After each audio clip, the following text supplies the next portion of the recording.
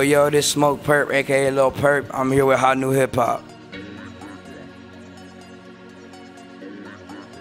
It's Miami, like, it's a nice place, but it's not the nicest place, you know. Just like everywhere, you got the hoods and you got gangbanging, violence and stuff like that, you know. Living in that environment to keep myself occupied, what I would do is, like, I would skate, go to the park, but, like, once I got tired of that, then I just, you know, fell into, like, getting in trouble and stuff like that, got kicked out of school, and then I started making music. What made me get into music was, because I started off producing, but nobody really wanted to use my beats because they sucked ass, so I just used them I used them myself. And I was like, you know what, man, fuck these niggas, I'm using my beats, nigga. And then I just, from there, that's what really made me start rapping. Chief Keef was my favorite rapper at the time, and I was like, Chief Keef, Smokepurpp, fuck it, let's get it.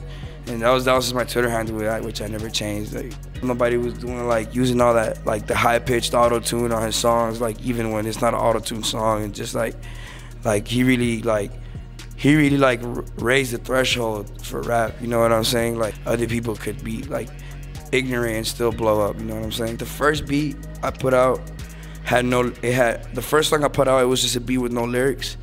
And then the first person I got on the beat was, like, my brother Lil Pump. I produced Lil Pump, and then from there, then everybody wanted, like, you know, wanted to get a piece of the cake, a piece of, like, the sound that I was playing with, that playground sound and stuff.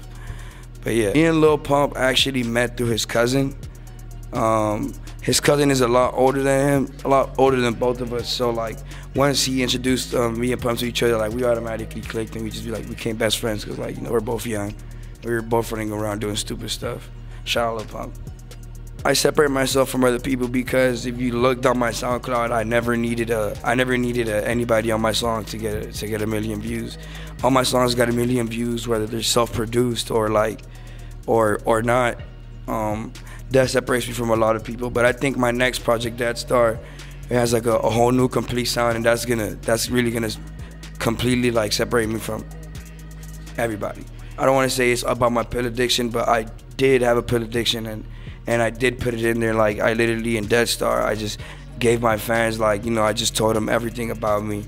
Like, I literally it's like I put myself inside the tape, so, like, my fans could really connect to me. And I think that's why I have, like, such a strong code, because they could, like, you know, they relate to me and they feel me. And I actually, like, talk back to them, you know. You always got to show love to the fans. I mean, like, they're the ones that got me here. Who picked it? I hope it was Kanye. If it was Kanye, shout out to you. But yeah, Ski Mask, it blew up and started shooting up because it was on the Life of Pablo pop-up shop playlist. It was on the playlist, like, at every pop-up, like, every country, whatever, Taiwan, every pop-up shop. My song was on the Life of Pablo playlist, and that really, like, made it shoot up. Like, you know, it was at, like, 1 million, and just 2, 3, 4, 5, 6, 7, 8, just kept going up. I was like, you know, usually when I go on Twitter, I'm seeing, like, you know, just memes and stuff, but I go on Twitter and it's like, no offense, but, like, I'm looking at my notifications and it's like a whole bunch of Asian people, and I'm like, yo, what's going on? Like, why is my mention filled with Asian people? And it's like, I don't know if I say that. And then, you know, it was cause like, they were playing this, like, they were playing the song at the pop-up, and I forgot where. But yeah, like, you know, it was like a lot of people were tagging me, like, from over there, and that's how I first found out. I mean, I felt good, but, like, I felt like I gotta go harder. You know, I still feel like I always gotta go harder. Like, but I never feel like it's enough. Like, I feel like I always gotta keep working and getting better.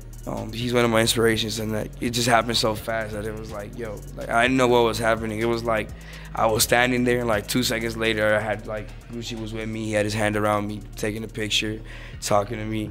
Like, 5 minutes later, I fell all the way down some stairs. I swear to God, I fell down, like, a whole story down to the floor on my ass right after that. After I dropped DEADSTAR, you know, we had the DEADSTAR tour coming. You know, going on a European run, and you know, I got a lot of merch coming. I just dropped some merch, some DEADSTAR merch. I got a lot more merch coming, And yeah, the rest I'll tell you when the Sound of Space comes out.